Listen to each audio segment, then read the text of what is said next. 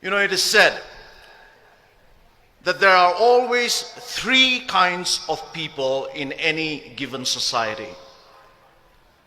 This threefold distinction has been noted and made by notable sociologists and public intellectuals. But this threefold distinction of the three kinds of people, it was first identified and first stated by the supporters and founders of democracy in ancient Greece. For the Greek people, the people who in many ways gave us the modern civilized world, for the Greek people, the first kind of people in any given society are the idiots. For the Greeks, the idiot is not necessarily someone who is mentally deficient.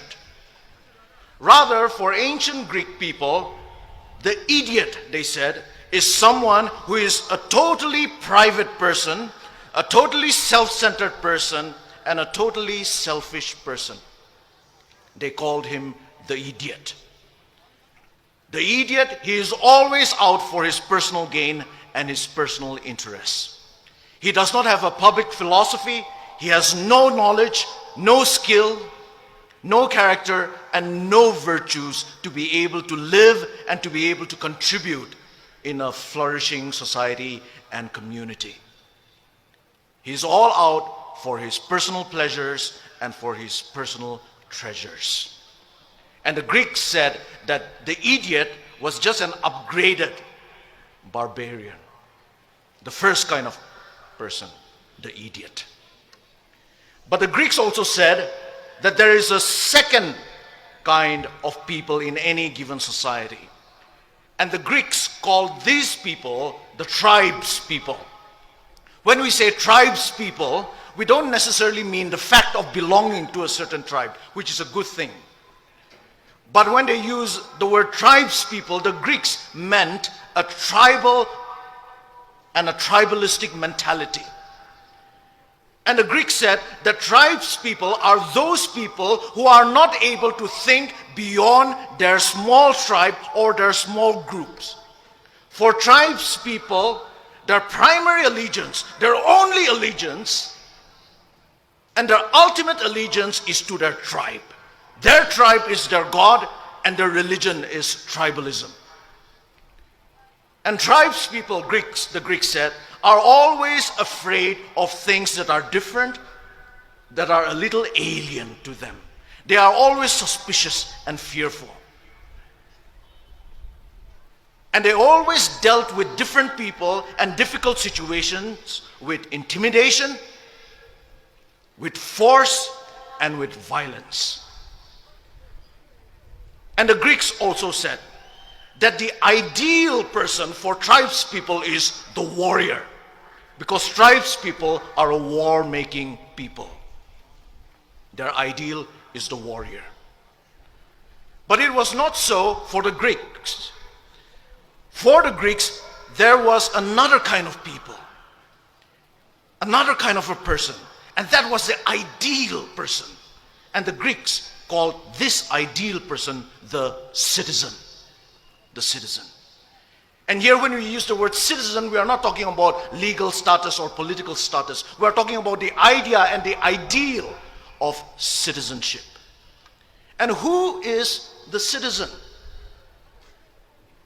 The citizen, according to the Greeks, is someone who has the skills and the knowledge to live a public life, who is able to live a life of civility. The citizen recognizes that he or she is a member of a commonwealth and thus strives for the common good. That is the citizen. The citizen, yes, he or she knows his or her rights in a society. But he or she also knows his or her responsibilities to society.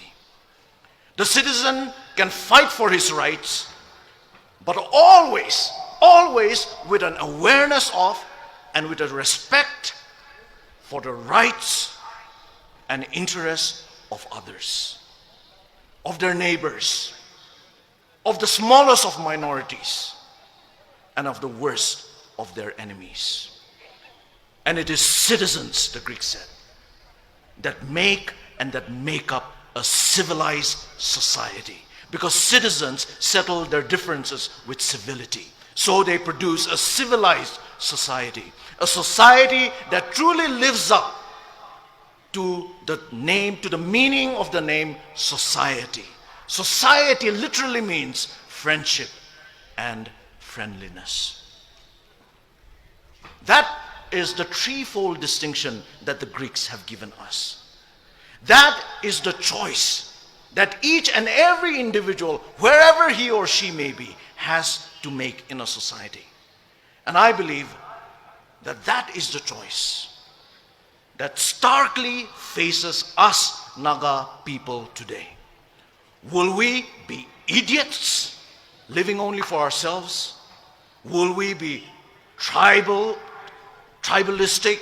tribes people, unable to think beyond our tribes and our small groups? Or will we be citizens? Citizens in the best sense of the word. Today, on this historic day, I believe I want to make my choice. And I also believe that you will want to make your choice. And I hope you and I will take that right choice. And it is with that hope that I want to finally address you, ladies and gentlemen, as my fellow Naga citizens. May God bless you, and may God bless our Naga people. Thank you. Thank you, Dr. Kevichu, sir.